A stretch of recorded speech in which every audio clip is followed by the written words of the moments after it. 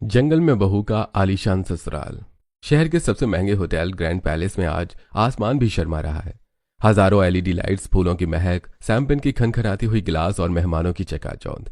और बाहर होटल की दीवार पर एक बड़ा सा बैनर, अर्जुन वेड्स रिया। सभी मेहमान के बीच बातचीत हो रही है। इस होटल की चमक बता रही है कि ये कोई आम शादी नहीं है। बिल्कुल सही कह रहे हैं आप। ये कोई आम शादी नहीं, ये वनराज परिवार की शादी है। उनके बड़े बेटे अर्जुन की शादी है, तो फिर आम कैसे हो सकती है? शौर्य तो कोई मौका नहीं छोड़ता अपनी दौलत और रुतबा दिखाने का। फिलहाल तो उसके बेटे की शादी है। तभी शौर्य भी वहां आ जाते हैं। सफेद शेरवानी, हाथ में सोने की घड़ी, माथे पे चंदन का तिलक और चेहरे पर घमंड के साथ। सही कहा कपूर जी, आज मेरे बेटे की शादी है और फिर वनराज परिवार जो भी करता है शाही अंदाज में करता है। ये होटल देख रहे हैं आप, ये होटल हमने बनवाया है और आज के जो शेफ हैं वो बाहर से आए हैं। एंजॉय करिए आप लोग। होटल में चारों तरफ हीरो और रेशम की चमक है। अर्जुन और रिया एक दूसरे को वरमाला पहना रहे हैं। मेहमान तालियां बजा रहे हैं। वो कमला, क्या बहू ढूंढ कर लाई हो? बड़ी सुंदर बहू है तुम्हारी। वैसे मैंने सुना है ये इंटीरियर डिजाइनर है।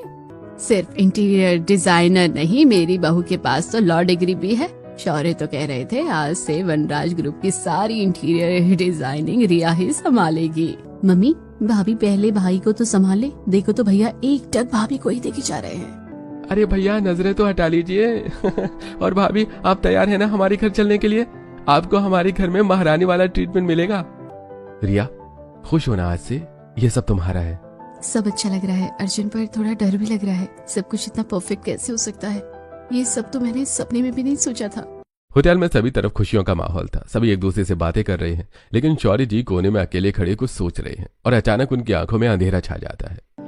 मत काटो इस जंगल को, ये जंगल हमारे रहने की जगह है। मैं आपके सामने हाथ जोड़ती हूँ, अगर ये जंगल ना रहा तो हम लोग कहाँ रहेंगे? कुछ तो दया करो। अरे कितना टाइम वेस्ट कर रही है हमारा। ये घर और पेड़ क्या, बीच में अगर कोई इंसान भी है ना तो उसे भी बुलडोजर के नीचे दबा दो। यहाँ मेरा वनराज टावर खड़ा होगा। बुलडोजर चला और वहीं पास में खड़ा एक बरगद का पेड़ उस आदिवासी औरत की झोपड़ी में जा गिरता है। देखते ही देखते उसकी झोपड़ी मिट्टी में मिल जाती है। आदिवासी औरत मिट्टी उठाकर शौर्य के चेहरे पर फेंकती है। जिस तरह हम आज बेबस खड़े हैं, एक दिन तू भी यूं ही खड़ा होगा। तेरी आंखों के सामने तेरा घर गिरेगा, तेरी दौलत, तेरी ताकत सब राख हो जाएगी और तू कुछ नहीं कर पाएगा। आज से मैं तुझे श्राप देती हूँ, तुझे भी इसी जंगल में भटकना पड़ेगा। इसी जंगल की लकड़ियों से अपना आशियाना बनाना पड़ेगा, इसी मिट्टी पर सोना पड़ेगा।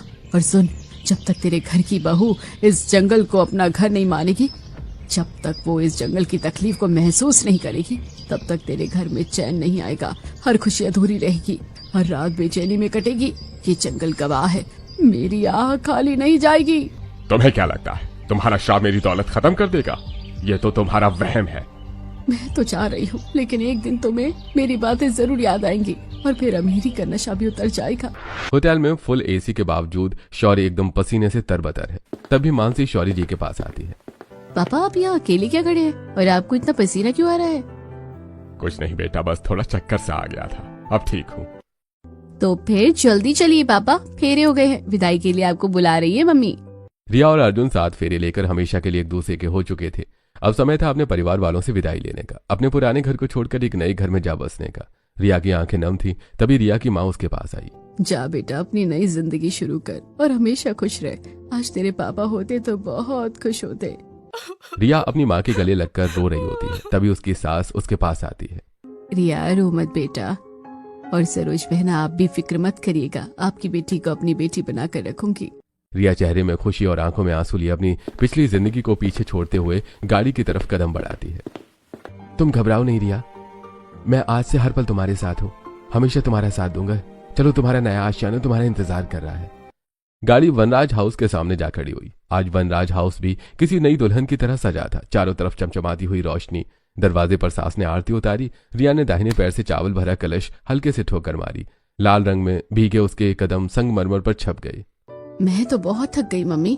अरे पहले जाकर रिया को उसके कमरे में छोड़ आओ, फिर जाकर तुम भी सो जाना। रात का अंधेरा अब सुबह के उजाले में बदल गया है। ये रिया की अपने ससुराल में पहली सुबह थी। वो एक्साइटमेंट में जल्दी से तैयार होकर नीचे चली जाती है। वहां पहले से ही घर के सभी लोग मौजूद थे। अरे आओ बेटा, हमारे साथ बैठकर नाश्ता कर लो। तभी अर्जुन भी नीचे आकर सभी के साथ डाइनिंग टेबल पर बैठकर नाश्ता करने लगता है। पापा, रिया के एग्जाम्स है 5 दिनों के बाद, इसलिए हम लोगों को दिल्ली जाना होगा। अच्छा तो तुम लोग आज शाम को ही निकल जाना। बिल्कुल, जाकर अपनी डिग्री कंप्लीट कर लो, फिर वनराज हाउस और ऑफिस दोनों की डिजाइनिंग तुम ही करोगी बेटा। 6 महीने बाद दिल्ली में रिया अपनी आर्किटेक्चरल ड्राइंग और डिजाइन में डूबी हुई है, जबकि अर्जुन अपनी फाइनल थीसिस पूरी कर रहा है। दोनों का करियर ऊंचाइयों पर है। देखो, अगर हम इस महल को कांच की जगह लकड़ी से रीडिजाइन करें तो ये बेहतरीन हेरिटेज होटल बन सकता है। मेरी डिग्री खत्म होते ही मैं पापा से कहूंगी हमें ऐसा कोई प्रोजेक्ट शुरू करना चाहिए। रिया, पापा तो बहुत खुश हो जाएंगे ये सुनकर। वो हमेशा से चाहते थे कि उनके बिजनेस को नई पहचान दो तुम। रिया और अर्जुन एक दूसरे से बात कर ही रहे थे, तभी अर्जुन का फोन बजता है। स्क्रीन पर पापा का नाम चमकते हुए देखकर अर्जुन जल्दी से फोन उठाता है, लेकिन दूसरी तरफ सिर्फ सन्नाटा और भारी सांसों की आवाज आ रही थी। हेलो पापा, इतना सन्नाटा क्यों है? आप कुछ बोल क्यों नहीं रहे हैं? दूसरी तरफ वनराज हाउस पूरी तरीके से खंडर हो चुका था। शौर्य और कमला जी एक कमरे में बैठे हुए हैं। घर की लाइट कट चुकी है, चारों तरफ सिर्फ अंधेरा ही अंधेरा छाया हुआ है। सब खत्म हो गया बेटा, बैंक वाले घर के बाहर खड़े हैं। हमें 1 घंटे के अंदर इस घर को खाली करना होगा। हम लोग अब पूरी तरीके से बर्बाद हो चुके हैं अर्जुन। ये आप क्या कह रहे हैं पापा? 15 दिन पहले ही तो आपसे बात हुई थी, तब तो सब ठीक था। इतने में कमला जी शौर्य जी से फोन छीन लेती हैं। रोने से कुछ नहीं होगा बेटा, हमें जल्दी से जल्दी ये घर खाली करना होगा। हमने फैसला लिया है कि हम आज रात ही जंगल वाली पुरानी हवेली में चले जाएंगे। एक वही जगह है जहां हम रह सकते हैं, बाकी सारी प्रॉपर्टी तो सेल हो गई है। पर मम्मी, मैं रिया को क्या बताऊं? वो तो यही सोच रही है कि डिग्री कंप्लीट करने के बाद हम लोग मुंबई वाले महल वापस चले जाएंगे। नहीं, उसे सच मत पता चलने देना। अगर उसे ये पता चल गया कि हम लोग अपराधियों की तरह छुप रहे हैं, हमारे पास कुछ भी नहीं बचा, तो वो कभी वापस नहीं आएगी। उससे कहना कि हम लोग एक हेरिटेज प्रोजेक्ट में काम कर रहे हैं और उसकी जरूरत है हमें। उसे झूठ बोल कर लेकर आना अर्जुन। फोन करने के बाद अर्जुन वहीं चुपचाप खड़ा रहता है। उसका चेहरा सफेद पड़ चुका है। इतने में रिया आती है। अर्जुन, क्या हो गया? ऐसे क्यों खड़े हो चुपचाप? पापा ने क्या कह दिया तुम्हें? रिया, पापा ने एक बहुत बड़ी खुशखबरी दी है। उन्होंने तुम्हारा सपना सच कर दिया। क्या मतलब? पापा ने हमारी पुश्तैनी हवेली को आलीशान रिजॉर्ट बनाने का फैसला किया है। वो कह रहे हैं इस प्रोजेक्ट की लीड डिजाइनर तुम ही रहोगी। मम्मी पापा रमेश मानसी कल ही वहां पहुंच रहे हैं। हम ही अपना काम पूरा करके जल्दी वहां चलेंगे। तुमने बहुत बड़ी खुशखबरी सुना दी है मुझे अर्जुन। मैं हमेशा से चाहती थी किसी पुरानी हवेली पर काम करना। कभी पापा और तुमने जिक्र भी नहीं किया हवेली का। कैसी है? वहाँ की कोई फोटो है तुम्हारे पास? हाँ, वो जंगल के बीच में है। तुम्हें वहाँ बहुत नेचुरल काम करना होगा। बस ये समझ लो कि तुम्हें हीरे को तराशना होगा। मैं अभी से तैयारी शुरू करती हूँ। मेरा सपना मेरे ससुराल में ही पूरा हो जाएगा। वहीं दूसरी तरफ शौर्य, कमला, रमेश और मानसी चारों जीप में बैठकर हवेली के लिए निकल जाते हैं। जैसी गाड़ी हवेली के सामने खड़ी होती है। पापा, आप इसको हवेली कह रहे हैं? यहाँ तो ज़ॉम्बीज़ भी रहने को मना करते। ये हवेली कम भूल भुलैया का सेट ज्यादा लग रहा है। यहाँ एक दिन क्या, एक पल भी रहना मुश्किल है। कमला, तुम्हें क्या लगता है, लोगों की दी हुई हाय लगती है? बिल्कुल लगती है। लोगों के दिए हुए श्राप सच साबित हुए हैं। आज हमारे साथ भी वही हुआ ना। मैंने आपसे कहा था, दौलत के नशे में इतने अंधे मत होइए कि सही और गलत का फर्क भी भूल जाए। आज उस औरत का कहा हुआ हर शब्द सच साबित हो रहा है। इस श्राप को सिर्फ रिया ही खत्म कर सकती है, तुम्हें पता है ना। आप क्या बाहर ही खड़े रहेंगे? चलिए अंदर, चलिए देखिए कि क्या हाल है इस हवेली का। कुछ तो करना ही पड़ेगा ना रहने के लिए। हवेली के अंदर का नजारा तो ऐसे था जैसे भूत रहते हो। आज किस्मत ने अपना खेल दिखाया था। वो जो कभी किसी से काम कराया करते थे, आज खुद कर रहे थे। सारे परिवार के लोग थक हार के बैठे। सफाई के बाद भी हवेली डरावनी ही लग रही थी। इतनी सफाई के बाद भी इस हवेली में कोई चेंज नहीं है मम्मी, अभी भी वैसे ही लग रही है। और अगर इस तरह रिया भाभी आ गई तो वो तो डर के भाग ही जाएंगी बेचारी। इस घर की बहू उस आदिवासी औरत का दिया हुआ श्राप तोड़ सकती है। किसी भी हालत में रिया को मनाना पड़ेगा। सभी लोग आपस में बात कर ही रहे थे। इतने में अर्जुन का फोन आता है। पापा, कल मैं रिया को लेकर आ रहा हूँ। अगली सुबह अर्जुन की गाड़ी शहर की चौड़ी सड़कों से निकलती है। पहले पक्की सड़क, फिर कच्ची सड़क, फिर उस पगडंडी। रिया खिड़की से बाहर देख रही है। पहले उसके चेहरे पर थी एक मुस्कान, लेकिन अब वही मुस्कान घबराहट में बदलती जा रही थी। अर्जुन, ये रास्ता कहाँ जा रहा है? अरे बस थोड़ा आगे है। थोड़ा आगे? अर्जुन, ये तो जंगल है। अचानक गाड़ी रुक जाती है। इंजन खड़खड़ाता है। एक बार, दो बार, फिर बंद। अर्जुन स्टार्ट करने की कोशिश करता है, लेकिन नहीं होती। चारों तरफ बस जंगल है, घना गहरा और एकदम खामोश। क्या हुआ? गाड़ी बंद हो गई। हमें चलना होगा, यहाँ से घर ज्यादा दूर नहीं है। चलना? इस जंगल में पैदल? हाँ। ठीक है। रिया और अर्जुन चलते चलते हवेली के पास आ जाते हैं। जैसे रिया की नजर हवेली पर पड़ती है, टूटी दीवारें, दरवाजा नहीं, छत पर घास है, हर तरफ बरगद की जड़ें लटक रही हैं। अर्जुन, क्या ये रॉयल हेरिटेज प्रोजेक्ट है जो तुमने मुझे बताया था? तुम्हें शर्म नहीं आई मुझसे झूठ बोलते हुए? सारा परिवार अपनी नजरें झुकाए हुए हवेली के अंदर खड़ा है। तभी कमला जी आगे बढ़ते हुए रिया का हाथ थामती है। अर्जुन को हम ही लोगों ने मना किया था बेटा, हमने छुपाया तुमसे ये राज, हमें माफ कर दे बेटा। मम्मी, आप मुझसे माफी मत मांगिए, लेकिन आप सोचिए तो यहाँ कैसे रहना पॉसिबल हो सकता है? यहाँ दरवाजे नहीं है, मुझे तो देखकर ही डर लग रहा है। घर के सभी लोगों के समझाने के बाद रिया हवेली के अंदर आती है, लेकिन हवेली में बहुत कोशिश करने के बाद भी उसे नींद नहीं आई। सारी रात एक उलझन सी थी दिमाग में। जैसे ही सुबह होती है, रिया अपना बैग उठाकर बाहर निकलती है। उतने में मानसी भागी भागी रिया के पास आती है। रुकिए भाभी, आप कहाँ जा रही हैं? मैं नहीं रुक पाऊंगी यहाँ, मैं अपने घर जा रही हूँ। आवाज सुनकर सभी लोग बाहर आ गए और बस चुपचाप रिया को देखे जा रहे हैं। तभी शौर्य जी रिया के पास आते हैं। उनकी आंखों में आंसू थे। बेटा, बस मेरी बात सुन ले, फिर जो तेरा फैसला होगा हमें मंजूर होगा। गलती की सजा मेरा परिवार भुगत रहा है। मैं अपनी दौलत के नशे में अंधा हो गया था, इंसानों को जानवरों की तरह समझने लगा था। इसी जंगल में मैंने आदिवासियों का घर उजाड़ा, तभी एक आदिवासी औरत ने मुझे श्राप दिया। कैसा श्राप? आदिवासी औरत ने कहा था, जब तक तुम्हारी बहू इस जंगल को अपना घर नहीं बना लेगी, तब तक तुम और तुम्हारे परिवार वाले दर दर की ठोकरें खाओगे, हमेशा कंगाल रहोगे। अब तो ये हमारा सहारा है बेटा, रुक जा। रिया जब घर के सभी लोगों को टूटा हुआ देखती है और सबकी उम्मीद बस उसी से जुड़ी होती है, तो उसका दिल पिघल जाता है और अपना बैग नीचे रखकर कहती है, मैं रुक रही हूँ, आप लोग परेशान मत हो। रिया हवेली में रुक तो गई थी, लेकिन इस जंगल में उसका मन नहीं लगता था। उसे समझ नहीं आता वो क्या करे। तभी हवेली के पिछले हिस्से जहाँ नेटवर्क आता है, वहां जाकर अपनी माँ को कॉल करती है। माँ, आपको पता है मेरी ससुराल जंगल में है, मेरा यहाँ बिल्कुल मन नहीं लगता है सब कुछ छोड़कर आ जाऊं, लेकिन इस तरह नहीं कहते बेटा। तू उस घर में दुख सुख की साथी बनकर गई है, अब जब उनका बुरा समय आ गया तो तू उन्हें छोड़कर आ जाएगी। पर क्या करूं मम्मी, ये घर जैसा नहीं है, ना यहाँ दरवाजा है, ना बेड, और कुछ भी नहीं है। घबरा मत, तुझे तेरे नाना वाला गांव याद है? पूरा घर लकड़ी से बना था, दरवाजा, पलंग, अलमारी, बैठक सब। और वो तो घर 50 साल चला। बेटा, जंगल में लकड़ी है तो सब कुछ है, बस हाथ चलाने चाहिए। आप सही कह रही है मम्मी, अब मैं अपनी जंगल वाले ससुराल को घर बनाऊंगी। अब हम इस हवेली को रेनोवेट करेंगे। आज से ये जंगल हम सबकी वर्कशॉप है, बस आप सब लोग मेरा साथ देना। सबसे पहले हम दरवाजे बनाएंगे। घर के सभी लोग रिया के आइडिया से खुश होते हैं। रिया, अर्जुन, रमेश जंगल से सागवान की गिरी हुई लकड़ी ढूंढते हैं। रिया नाप लेती है, मीटर टेप नहीं है तो अपने दुपट्टे से नाप लेती है। लकड़ी काटते हैं, रगड़ते हैं, जोड़ते हैं। बांस की कील और जंगली बेल की रस्सी से दरवाजा बनकर तैयार। थोड़ा टेढ़ा है। अरे भाभी, एक साइड ऊंची है। तो क्या हुआ, रस्टिक लुक है, शहर में पैसे देकर ऐसा लेते हैं। दरवाजा बंद करके तैयार था। रमेश और अर्जुन ने हवेली में दरवाजा लगा दिया। रिया ने दरवाजा खोला, बंद किया। ये जंगल के ससुराल की सुधार का पहला कदम था। घर में दरवाजा लग गया, हम सभी मिलकर धीरे धीरे इस हवेली को रेनोवेट करेंगे। आप सही कह रही हैं, हम आपका साथ देंगे घर को रेनोवेट करने में। दरवाजा तो लग गया, अब हमें घर के लिए पलंग भी बनाना चाहिए। बात तो सही है, लेकिन आपके दोनों भाई थक गए हैं, पलंग कल ही बनेगा। अगली सुबह चिड़ियों की चहचहाहट से सबसे पहले रिया उठी। बाद में घर के सभी लोग उठे, चाय पी और फिर निकल गए जंगल। दिमाग में सिर्फ एक ही धुन सवार थी, बेड बनाने की। चलते चलते उन्हें जंगल में सागवान की लकड़ियां मिली। अरे रुको, देखो ये लकड़ी पड़ी है, ये 4 पाए बनेंगे और ये चौड़ी लकड़ी ऊपर के तख्ते। नाप? ये रहा नाप। भाभी, दुपट्टे से नाप। इंजीनियरिंग कॉलेज में ये नहीं पढ़ाते। पढ़ाना चाहिए। जंगल से लकड़ी उठाकर ले आए और घर में पलंग बनाने का मिशन चालू होता है। सभी ने मिलकर लकड़ी को काटा, फिर रगड़ा। 4 पायों के ऊपर लंबी लकड़ियों को तख्त बनाकर बिछा दिया। रिया नदी के पास है, सफेद रेत मुट्ठी में भर के लाई और चारों तरफ रगड़ने लगी। अरे भाभी, पलंग तो बन गया, अब आप ये क्या कर रही हैं रेत से? पॉलिश, मेरी माँ ने बताया था, रेत से अच्छा सैंड पेपर कोई नहीं होता है। फिर हम भी तुम्हारी मदद करेंगे। इसी तरह सभी लोग मिलकर रेत की मदद से पलंग को चारों तरफ से रगड़ते हैं और देखते ही देखते एक चमकता हुआ लकड़ी का पलंग बनकर तैयार हो जाता है। भाभी, पलंग तो बहुत अच्छा है, लेकिन इसके ऊपर बिछाने के लिए कुछ तो चाहिए ना।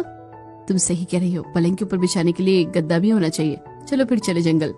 रिया और मानसी जंगल की तरफ निकल पड़ी। वहां उन्हें मुलायम घास दिखी, उसे काट कर वो अपने घर ले आई। गड्ढा घास का बनाएंगे क्या भाभी? बिल्कुल, घास का गद्दा बहुत अच्छा बनता है, मैं अपनी बहू की मदद करूंगी। अब घर की तीनों औरतें घास की मोटी और लंबी परत पलंग के ऊपर बिछा देती हैं और जंगली बेल की रस्सी से टांका मार देती हैं, ऊपर से बड़े पत्ते डाल देती हैं। इस तरह घास का गद्दा बनकर तैयार हो जाता है। अरे वाह रिया, ये गद्दा तो वाकई बहुत मोटा और आरामदायक है। भाभी ने बहुत मेहनत की है इंटीरियर डिजाइनर बनने में, अब तो मेहनत साफ दिख रही है।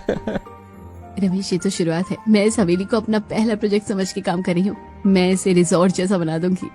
काम करते करते पता ही नहीं चला दिन कैसे बीत गया। अब रात के समय रिया आराम से अपने बनाए हुए बेड पे बैठी हुई थी, तभी अर्जुन हाथ में कपड़े लिए हुए अंदर आता है। रिया, ये कपड़े कहाँ रखूं? अर्जुन, कपड़े रखने के लिए तो कोई जगह है ही नहीं, और इस तरह कपड़ों को नीचे भी नहीं रखा जा सकता। तुम सही कह रही हो, क्यों ना हम कल लकड़ी की अलमारी बनाएं? ठीक है, हमारा अगला मिशन होगा जंगल की लकड़ी की अलमारी। सुबह सबसे पहले उठकर अर्जुन और बाकी जंगल से कुछ लकड़ियां इकट्ठा करके लाते हैं। अरे भाभी, इतनी सुबह आप लोग कहाँ गए थे? और ये लकड़ियाँ, फिर कुछ बनाने का प्लान है क्या? हम इन लकड़ियों की अलमारी बनाएंगे। देखो, पापा और रमेश भी आ गए हैं, हमारी मदद करेंगे ना पापा? तीनों ने मिलकर आरी चलाई, लंबे लंबे तख्ते निकाले 4, फिर पाई के लिए मोटे टुकड़े 6, तख्ते कट गए। अब रगड़ने की बारी। रिया ने नदी से मोटी रेत मंगाई। लो मानसी, तुम ये तख्ता रगड़ो जब तक चिकना ना हो। भाभी, इसमें तो बड़ी मेहनत लग रही है। जितनी मेहनत करेंगे ना, उतना ही चमकदार रिजल्ट आएगा। हाथ चलाती रहो मानसी, रोकना मत। इतने में ही कमला जी चाय लेकर आई। सबने हाथ रोके। चलो सब लोग काम छोड़कर आ जाओ, पहले चाय पियो, उसके बाद काम।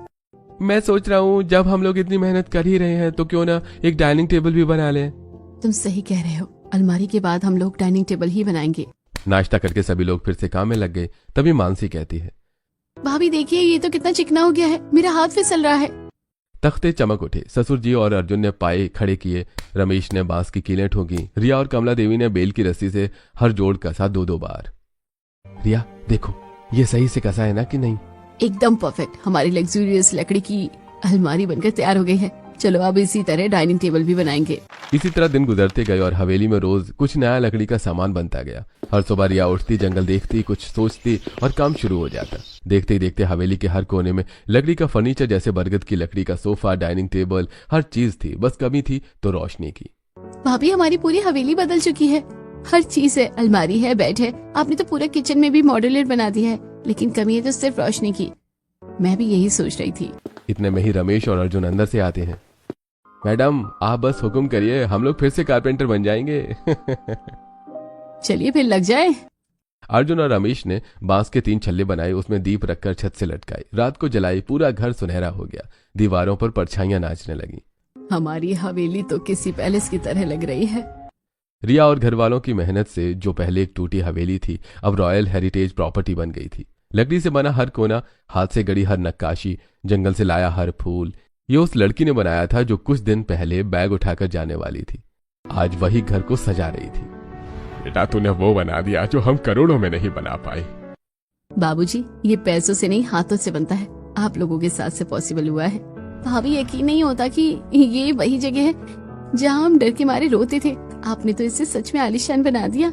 मेहनत सबकी थी मानसी, पर जान इस जंगल की लकड़ियों ने फूकी है। दिन गुजरने लगे। हवेली में अब रौनक थी। सुबह कमला देवी का चूल्हा जलता, मानसी गाते हुए पानी लाती, रमेश पेड़ से आम तोड़ता, ससुर जी बरगद सोफे पर बैठे चाय पीते और रिया रोज कुछ न कुछ बनाती रहती। रिया, आज क्या बनेगा? आज कुछ नहीं। भाभी बीमार है क्या? शाम के समय रिया हवेली के पीछे वाले कोने में जाकर अपनी माँ को फोन लगाती है। हेलो माँ, कैसी हैं आप? मैं तो ठीक हूँ माँ। अगर उस दिन आपने मुझे ना समझाया होता ना, तो मैं सब कुछ छोड़कर वापस आ जाती। लेकिन आपके समझाने के बाद इस हवेली को घर बनाने की कोशिश की और मैं कामयाब हो गई माँ। अब मुझे इस जंगल में डर नहीं लगता। मैं आपको फोटो सेंड करूंगी, आप देखना। जरूर बेटा, तुम्हारी मेहनत और हुनर का नतीजा है। मुझे तुम पर गर्व है। चलिए ठीक है माँ, मैं आपको दोबारा फोन लगाऊंगी। अपना ख्याल रखना। कुछ दिन और गुजरे। एक सुबह चिड़ियां बोल रही थी, कमला जी चूल्हे पर चाय बना रही थी, रिया झूले पर बैठी थी। सब ठीक था, सब शांत था। तभी दूर से एक आवाज आई। अरे सुनिए तो, ये कैसी आवाज आ रही है? पापा, आपको भी सुनाई दी? मुझे भी आवाज सुनाई दे रही है, पर इस जंगल में इस वक्त कौन आ गया? सभी लोग बाहर दरवाजे में आते हैं। गेट पर 3 पुलिस की गाड़ियां, एक बड़ी कंपनी का बुलडोजर और एक सख्त ऑफिसर, काला चश्मा, हाथ में फाइल। ये बनराज प्रॉपर्टी है, सरकारी कागज है, देख लो। ये जमीन और हवेली रिजॉर्ट प्रोजेक्ट के लिए एक्वायर हो चुकी है। तुम्हें ये हवेली जल्दी से जल्दी खाली करनी होगी। बीता हुआ कल शौर्य जी की आंखों के सामने आ खड़ा था। आज वही बेबसी उन्हें महसूस हो रही थी जो कुछ सालों पहले उस आदिवासी औरत को हुई थी। घर के सभी लोग चुप और एकदम सुन्न खड़े थे। तभी रिया सामने आती है। ये कैसे हो सकता है? ये तो वनराज प्रॉपर्टी है, हम ये घर नहीं खाली करेंगे। मेरा टाइम वेस्ट मत करो, सरकारी नोटिस है, मैंने आपको दिखा दिया है। आपको ये जमीन खाली करनी पड़ेगी और अगर आप नहीं करेंगे तो फिर ये बुलडोजर चलेगा। बहस चली रही थी तभी पीछे से एक आवाज आई। सभी पीछे मुड़े आवाज सुनने के लिए। पीछे देखते ही शौर्य जी के पैर कांपने लगे, क्योंकि ये वही आदिवासी औरत थी जिसे सालों पहले बेघर किया था। वो अपने हाथ में पुराना तांबे का पट्टा पकड़े हुए आगे बढ़ी। ये कौन है? इस जमीन की असली मालिक। माई ने तांबे का पट्टा आगे किया। 100 साल पुराना आदिवासी राजा की मोहर। इस जमीन पर ना तुम्हारा हक है न शहर के बिल्डरों का। ये जमीन मेरी है, मेरे पुरखों की है। ऑफिसर ने पट्टा देखा, फिर अपने कागज देखे। वो चुप हो गया। उसने सभी पुलिस वालों को गाड़ी निपटाने के लिए कहा। फिर तीनों गाड़ियां धूल उड़ाती हुई वापस चली गई। हर तरफ शांति छा गई थी। सब चुप थे। ससुर जी धीरे धीरे माई के सामने आई, घुटनों पर बैठ गई। मैंने जो तुम्हारा घर उजाड़ा था, तुम्हारे पेड़ काटे थे, तुम्हें तुम्हारी ही जमीन से भगा दिया था, लेकिन आज तुमने मुझे बचा लिया, मेरे परिवार वालों को बचा लिया।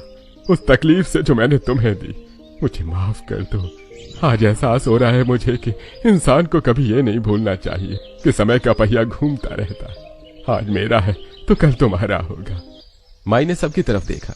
तू बहू है इस घर की, तूने इस जंगल को घर बनाया। हाँ माई, इस जमीन को अपना घर बनाया, पर सिर्फ मैं नहीं, हम सभी ने। पापा से जो गलती हुई उसकी माफी मैं आपसे मांगती हूँ, माफ कर दीजिए। आप भी हमारे साथ इस हवेली में रहिए प्लीज। माई की आंखों से आंसू टपकने लगे। ए ऊपर वाले, मैंने जो श्राप दिया था अब उसे खत्म कर दे, क्योंकि इस परिवार की बहू ने जंगल को अपना घर बनाया। इस जंगल से उसे प्यार हो गया, आज से ये मुक्त है, और मेरी तरफ से भी मैंने सबको माफ कर दिया। हवा चली, बरगद की पत्तियां हिली, जैसे जंगल ने सांस ली। उसी रात अर्जुन को फोन बजा। क्या शिखर पकड़ा गया? पैसे वापस मिलेंगे और कोर्ट ने तुम्हारी प्रॉपर्टी भी वापस दे दी। अर्जुन खुशी से झूम उठा। वो ये बात रिया को बताता, उतने में उसका फोन दोबारा बजा। बिजनेस पार्टनर वापस आना चाहता है। एक रात में सब वापस आ रहा था, पैसा, प्रॉपर्टी, बिजनेस, सब कुछ। सुबह पूरा परिवार बरगद के नीचे बैठा था। ससुर जी ने कहा, अर्जुन शहर वापस चलते हैं, सब वापस मिल रहा है। सभी लोग चुप खड़े थे। तभी रिया पूरी हवेली को देखती है और कहती है, पापा मैं यहीं रहूंगी, ये मेरा पहला प्रोजेक्ट है। बहुत सारी यादें जुड़ी हैं हवेली के कोने में। अब इस घर से इमोशनली अटैच हो गए हैं हम सब। मैं भी यहीं रहना चाहती हूँ पापा। अब जब कोई नहीं जाना चाहता तो मैं भी नहीं जाऊंगा। माही, अब हम आपके जंगल की सुरक्षा करेंगे। महीने गुजरे, शहर में बिजनेस फिर चला। पैसा वापस आया, प्रॉपर्टी वापस आई, लेकिन वनराज परिवार शहर नहीं गया। उन्होंने वो हवेली को वनराज हेरिटेज रिजॉर्ट बना दिया। लकड़ी का हर कोना, हाथ की हर नक्काशी, बरगद का सोफा, दीपक, झूमर, घास का गद्दा, सब वैसा ही रहा। बस अब लोग दूर दूर से आते थे इस जंगल को देखने, इस हवेली को महसूस किया। रिया खिड़की से बाहर देखती है। जंगल में हर तरफ लकड़ी है, सागवान, बांस, बरगद, नीम। पहली बार उसकी आंखों में डर नहीं था,